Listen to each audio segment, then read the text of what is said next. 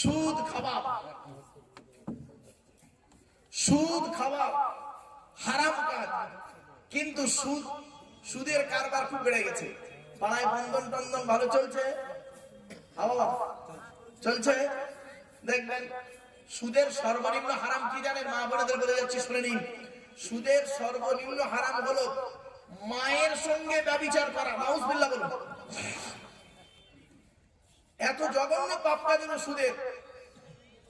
কোরআনে আল্লাহ পাক সুদ সম্পর্কে ব্যাপক আলোচনা করেছেন। কিয়ামতের মাঠে শয়তানের সারিতে তাকে দাঁড় করিয়ে দেওয়া হবে। মা বোনেদেরকে বলে যাচ্ছি, এই সুদ কারবার থেকে দূরে সরে থাকুন। আপনি মানবেন না মানবেন এটা আপনার ব্যাপার। আমার দায়িত্ব হলো ফাযাক্কির ইন্নামা আনতা মুযাক্কির লাস্তা আলাইহিম বিমুসাইতির। আমার বাপেরা, আমার দায়িত্ব হলো কি?